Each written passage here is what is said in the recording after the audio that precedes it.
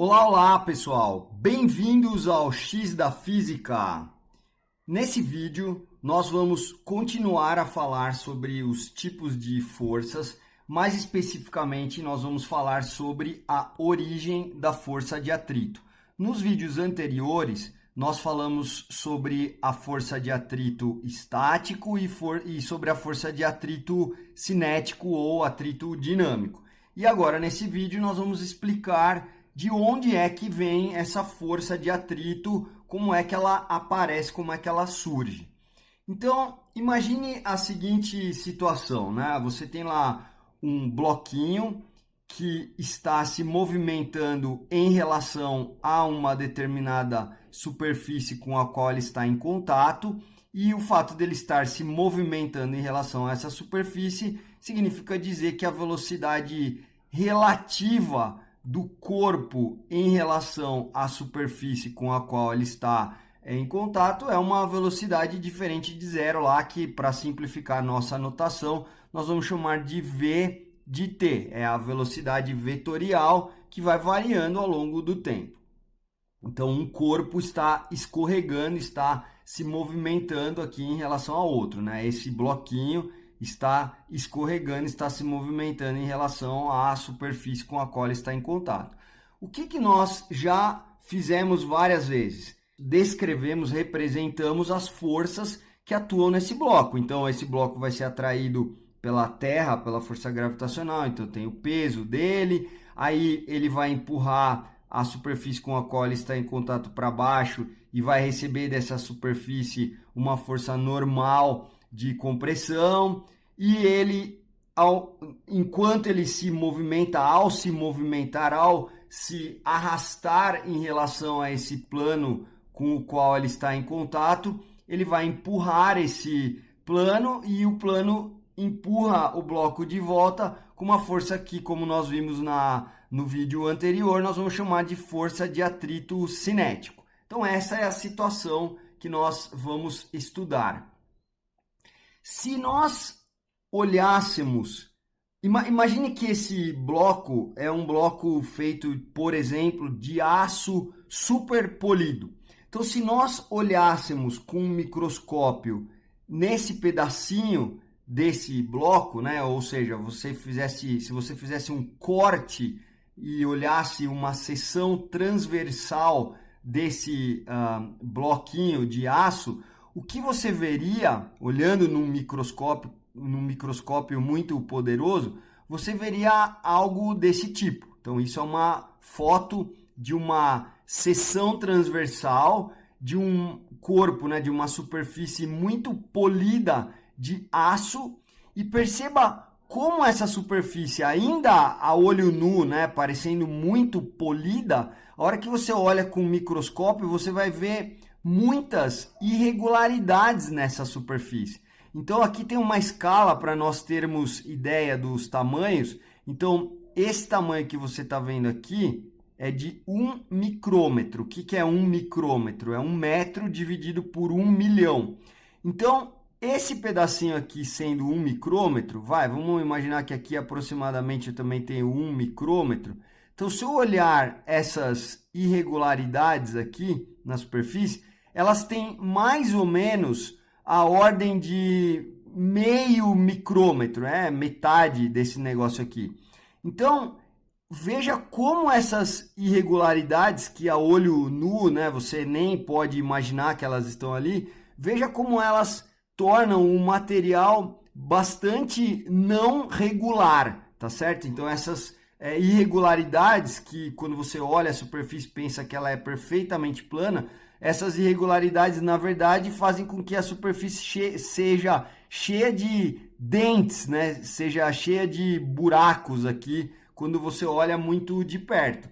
E esses buracos, né, essas irregularidades aqui que você está vendo, que são da ordem de meio micrômetro, elas já são de um tamanho muito maior, elas correspondem a milhares já de diâmetros atômicos. Ou seja, ainda que a olho nu você nem veja, quando você olha no microscópio, elas estão lá, essas irregularidades, a superfície é muito, muito irregular.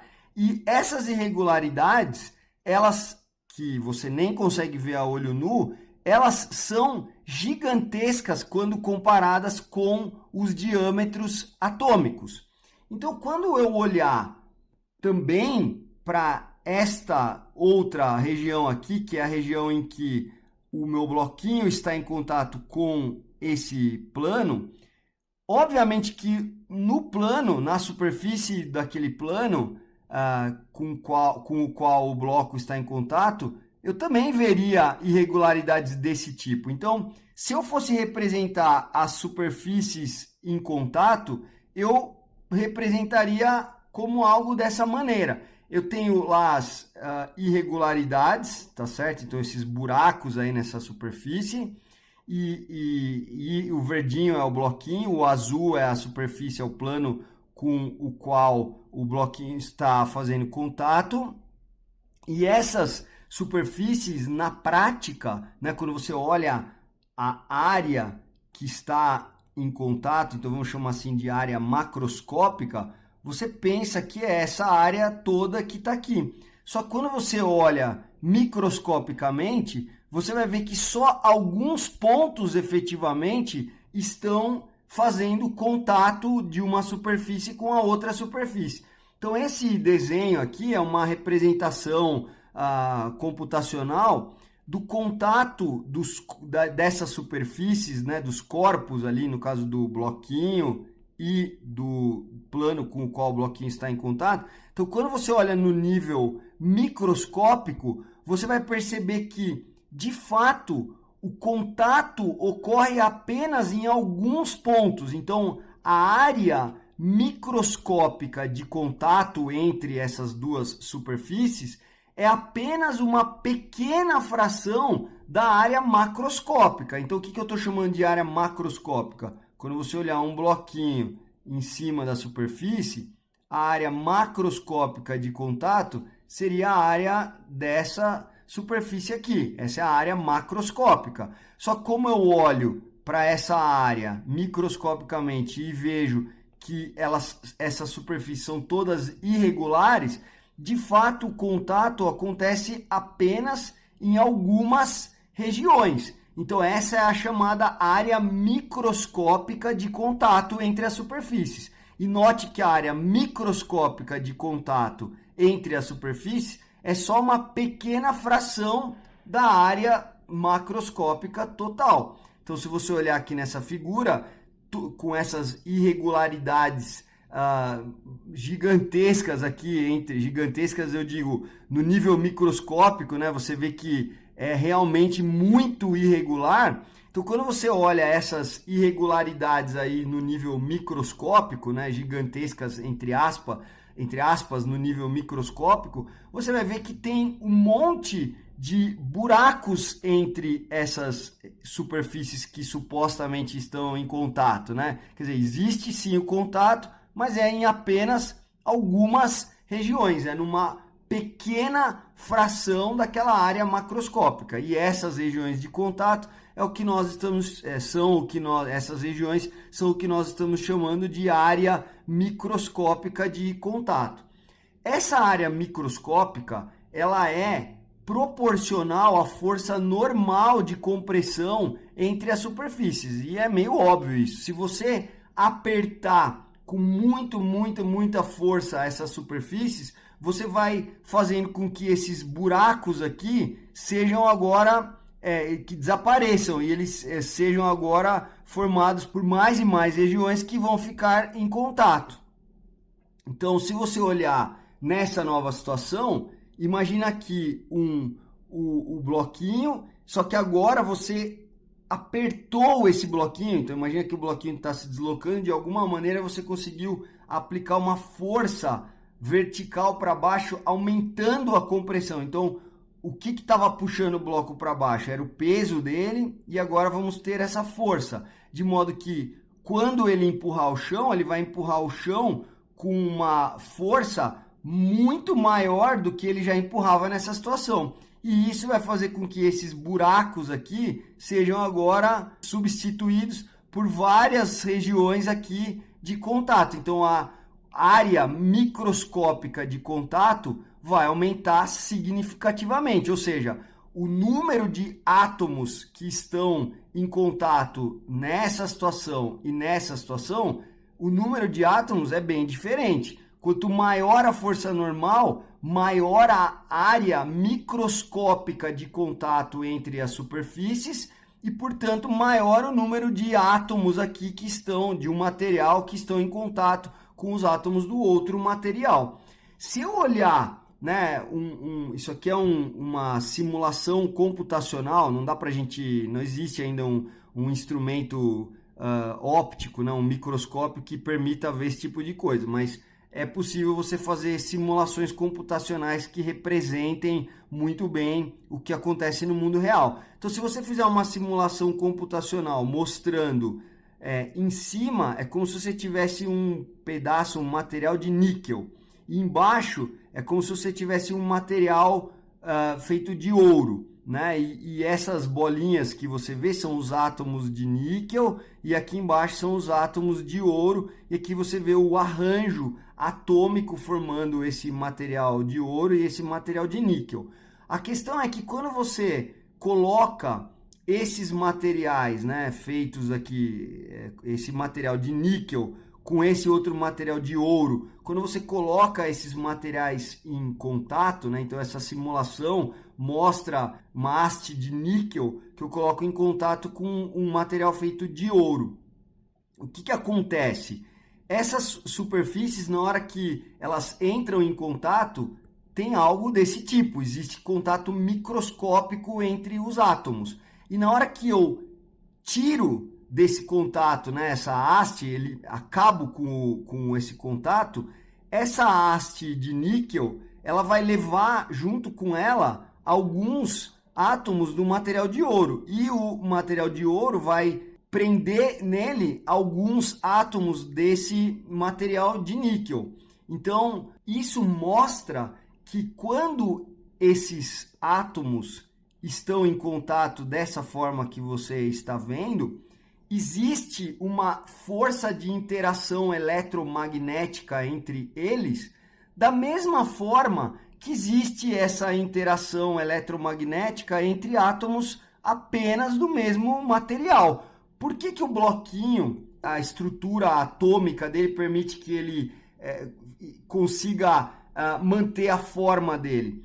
Porque entre os átomos desse material existe uma força eletromagnética que mantém aquele arranjo, aquela estrutura atômica no seu lugar. Isso é que caracteriza o estado sólido desse corpo.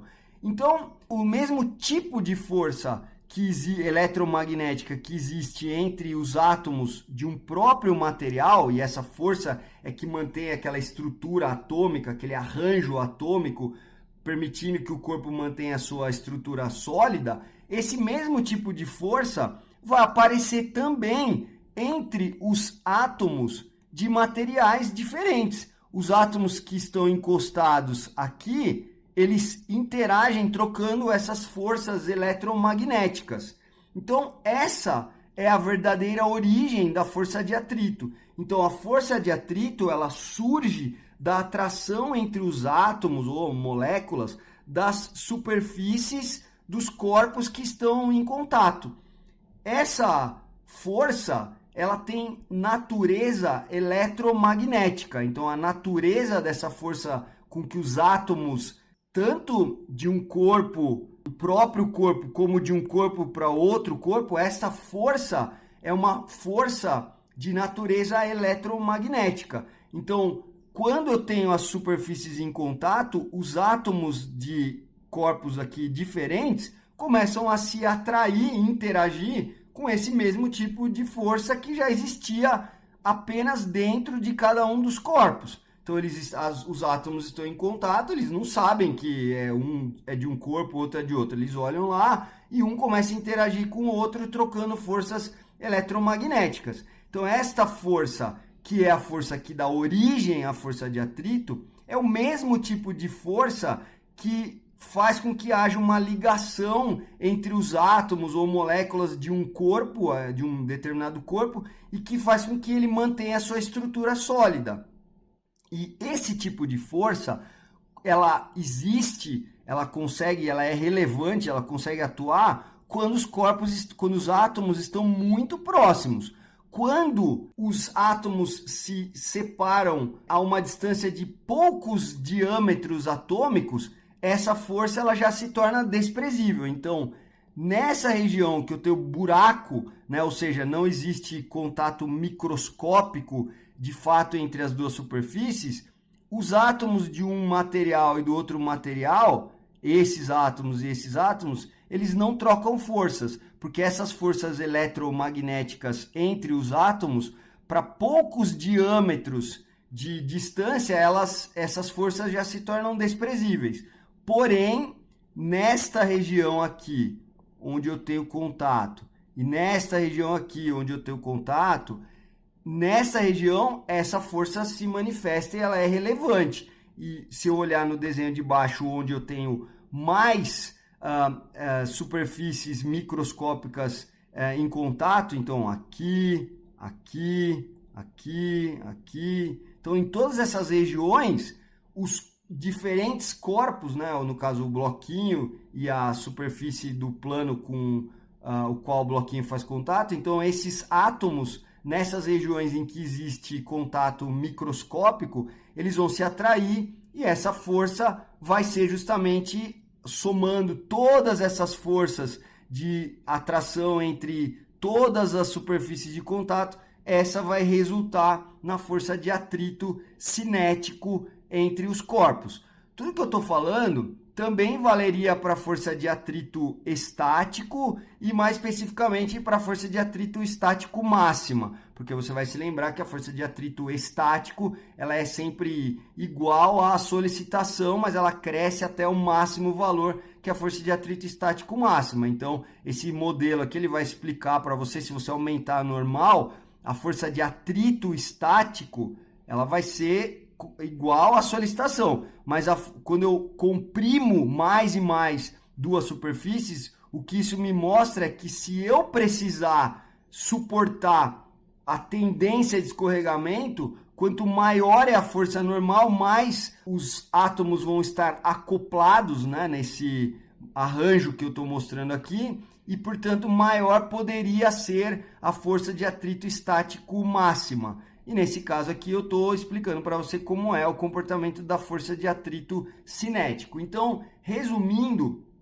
a origem da força de atrito, ela é uma origem eletromagnética. Então, a natureza das interações entre os átomos de dois corpos que estão escorregando ou que estão em contato um com o outro, a natureza dessa força entre esses átomos é uma força eletromagnética. Então, a força de atrito ela tem origem eletromagnética.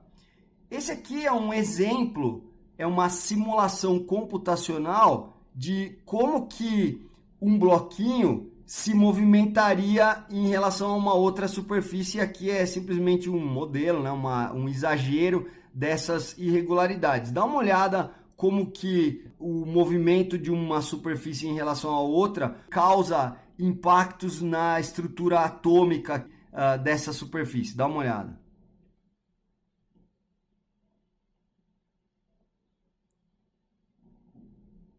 Então perceba que conforme o bloquinho vai se movimentando, ele provoca variações, né, oscilações nos átomos dessa superfície. O que significa?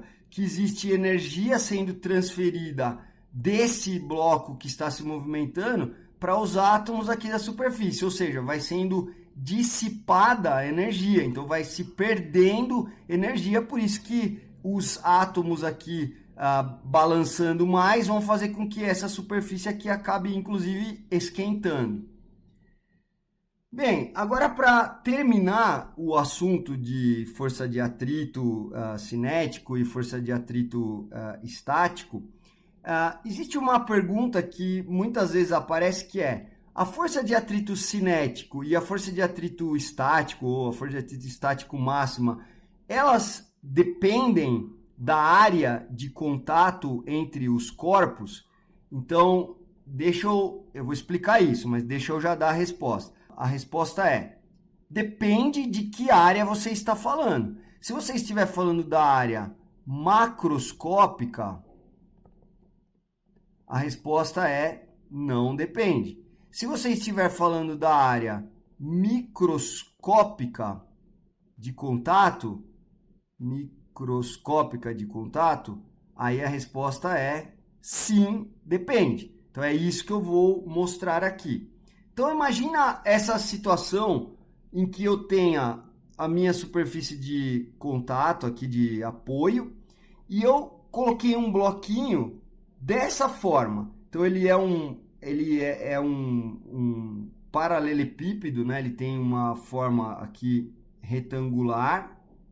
Só que, obviamente, pelo desenho você vai ver, essa área é maior do que essa outra que está aqui.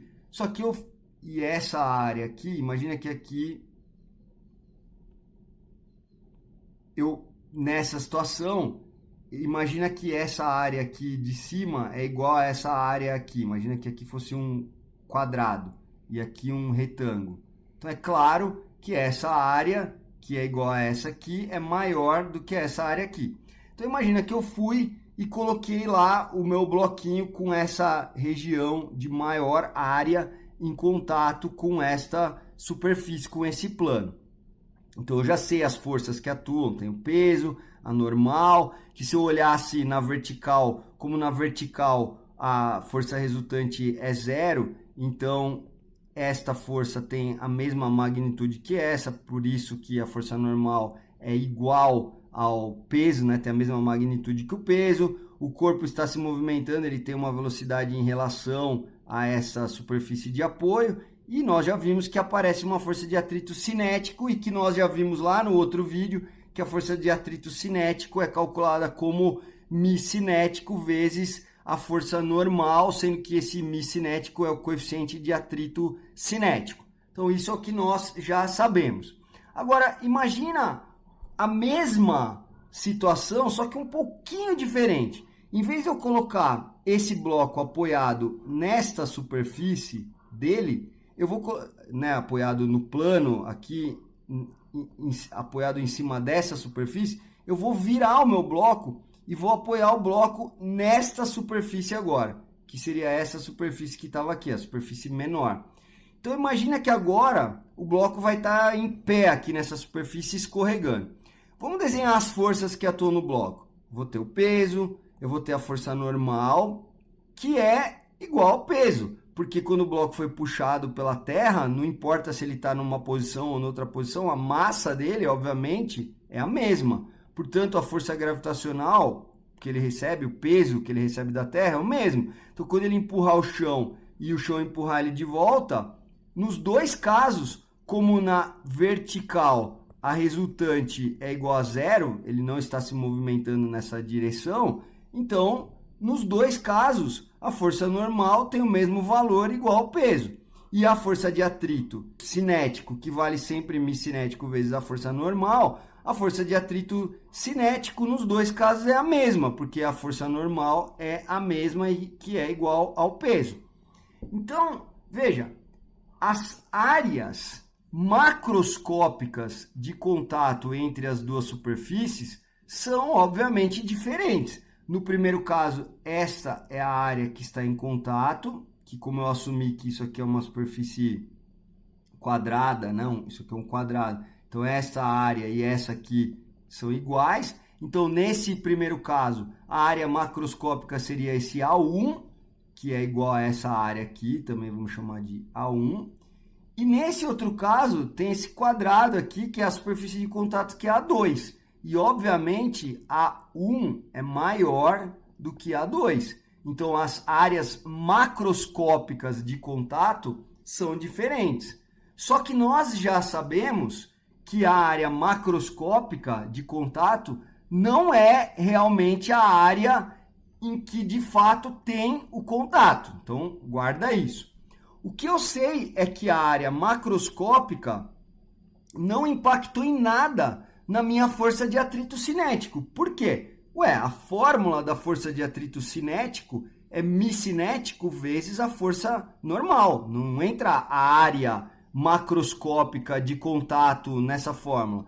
O μ cinético é o coeficiente de atrito cinético que, como nós já vimos na aula anterior sobre a força de atrito cinético, esse coeficiente de atrito cinético é um coeficiente que depende exclusivamente das superfícies em contato, das características do tipo de material, se está polido, se não está. E a força normal é a força normal, nesse caso, igual ao peso do corpo. Então, a força de atrito cinético, ela não depende, não entra na fórmula dela a área macroscópica de contato. Então, a força de atrito cinético, tanto num caso como no outro caso, ela vai ser μ cinético vezes a normal, e nos dois casos a normal é igual ao mesmo peso do bloco. Na situação 1 e na situação 2 aqui, o peso, a massa do bloco é a mesma, então a força gravitacional com que o bloco é atraído pela Terra é a mesma. Então, a força de atrito cinético nos dois casos é a mesma, e a área macroscópica não é a mesma. Então, veja que a força de atrito cinético não depende da área macroscópica de contato entre as superfícies. Mas, como eu já comentei, nós vimos nos slides anteriores, a área microscópica de contato é outra conversa. Então, a área microscópica de contato, que é aquela área em que realmente acontece o contato e que é realmente a região em que os corpos que estão em contato estão trocando forças, nessa região, nessa área microscópica, o contato, essa área depende da força normal. Lembra que nós vimos que se eu pressionasse mais, aumentasse a compressão entre as superfícies, aqueles buracos que existiam entre as superfícies iam desaparecendo, eles iam sendo substituídos por contato entre os átomos. Então, a área macroscópica não tem nada a ver com a minha conversa aqui com a minha força de atrito. Mas a área microscópica tem. Por quê?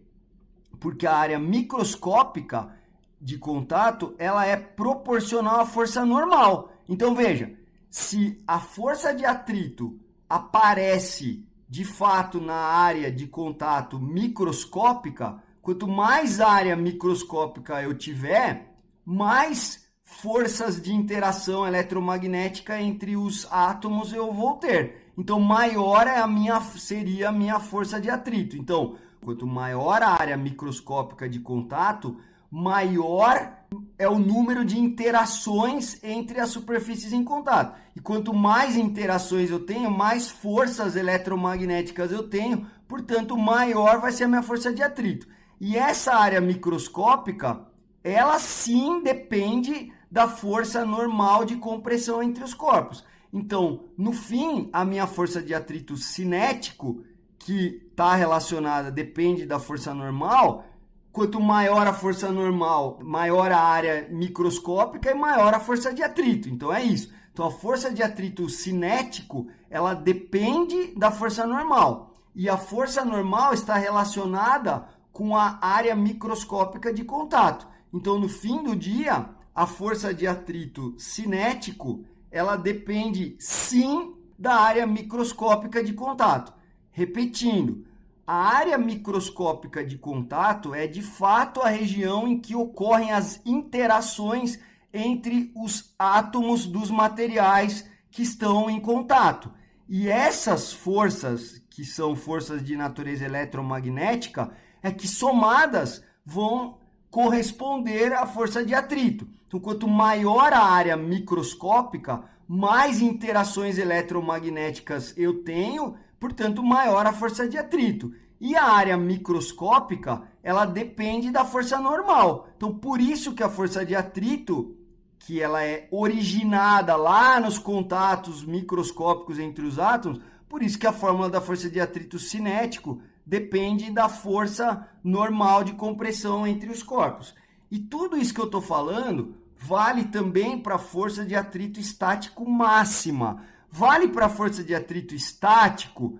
Lembra, a força de atrito estático, ela depende meramente da solicitação. Se não tiver solicitação nenhuma, não vai haver tendência de escorregamento, então não vai existir essa força de interação entre os átomos na direção tangente ao plano de contato. Lógico que quando você colocar um bloco aqui e o outro em contato, existe uma interação entre eles aqui na direção vertical, mas essa força de atrito, que é uma força que atua na direção tangente à superfície em contato, se no caso do atrito estático não tiver solicitação, a força de atrito estático é zero. Porém, o fato dos corpos estarem comprimidos um em relação ao outro faz com que, se houver solicitação, essa compressão pode fazer com que o escorregamento não aconteça. Então vai haver tendência de escorregamento, mas não vai haver escorregamento. Então,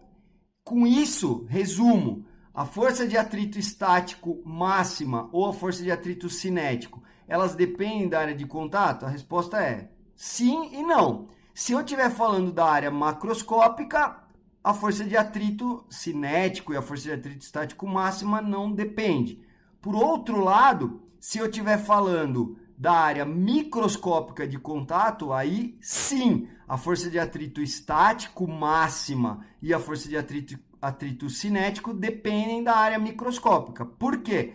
Porque é na área microscópica de contato que existem as interações eletromagnéticas e, portanto, quanto mais interações, maior é a resultante, maior é o número de forças que eu tenho que somar para dar lá a minha força de atrito, por exemplo, a minha força de atrito cinético. Então, quanto maior a área microscópica de contato, mais interações, maior é a minha força de atrito cinética ou maior a minha força de atrito estático máximo, tá bom? Bom, pessoal, é isso. Com essa aula, nós encerramos os tipos de forças que nós vamos ver na dinâmica.